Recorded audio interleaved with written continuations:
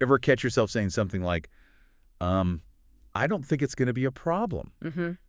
When what what you really mean is more like, I think it won't be a problem. Right, exactly. That little mental flip. Yeah.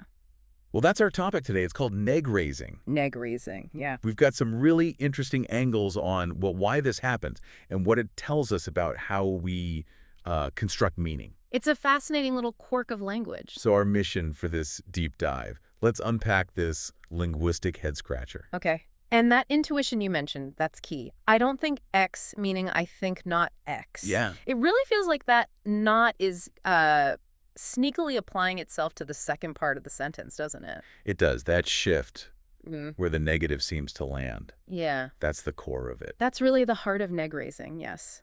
The apparent raising of the negation scope. Okay, so how do linguists actually pin this down?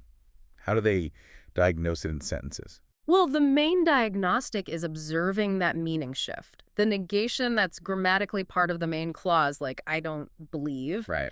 it specifically changes how we understand the embedded clause, the he is coming part. Ah, okay. So it's not just a statement about my lack of belief in general. No, it becomes a belief about his absence, his not coming. It's very targeted. Got it. A specific flavor of negation. Yeah. So the million-dollar question then, why?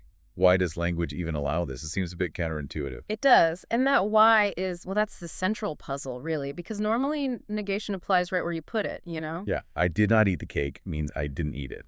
Simple. Exactly. But neg-raising suggests something more complex is going on between the clauses, an interplay. Now, you can't just do this with any old verb, can you? I mean, I don't hope it rains doesn't usually mean I hope it doesn't rain. Good point. No, absolutely not. There's a pretty specific class of verbs involved. Okay, like what? Often verbs about thoughts, beliefs. So, think, believe, suppose, expect. Uh-huh.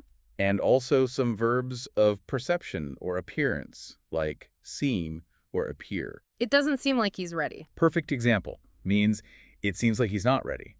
These verbs act as triggers, or sometimes they're called bridge verbs. Bridge verbs. I like that. So they sort of bridge the negation across. That's one way to think about it, yeah. They seem to create the right conditions for that interpretation. Okay, this is where it probably gets tricky.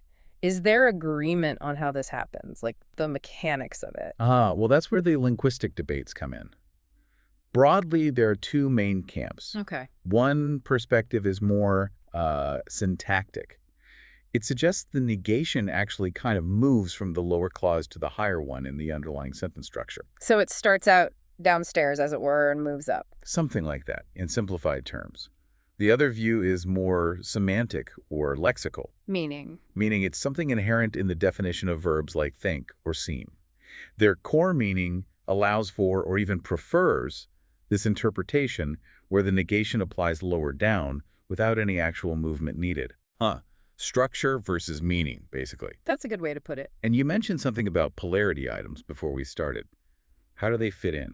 Words like any or ever. Right. So polarity items are words that need a trigger, often a negative one. Like you can't easily say, I saw any dogs. You need something like, I didn't see any dogs. Okay, got it. Needs a negative environment. Exactly. And sometimes in neg-raising sentences like, I don't think he ever finished, that ever, which needs negation, appears in the lower clause. Even though the don't is in the higher clause. Precisely. Which gives some ammunition to the syntactic folks, suggesting the negation somehow has scope over that lower clause, even if it doesn't look like it on the surface. Wow, okay, that's a subtle clue. Is this neg-raising thing universal? Uh-huh. Does every language do this?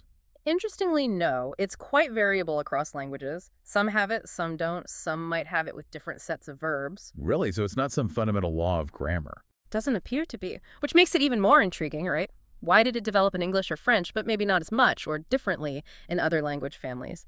It tells us something about linguistic diversity. Yeah, it definitely makes you wonder. What about, how we say it? Does tone of voice, intonation change things? It can, yeah. Context and intonation definitely play a role.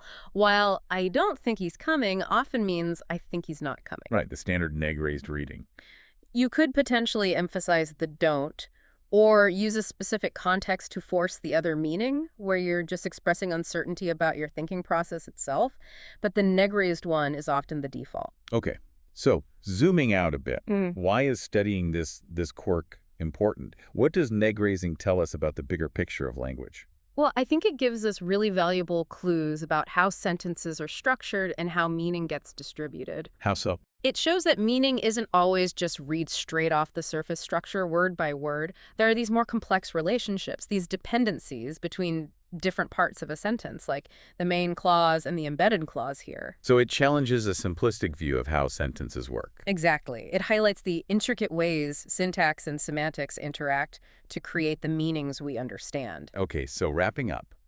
The key takeaway seems to be that this everyday thing we do, saying, I don't think so, actually points to some pretty deep, complex machinery operating under the hood of language. That's a great summary. It's a window into that complexity. And maybe a final thought for you listening.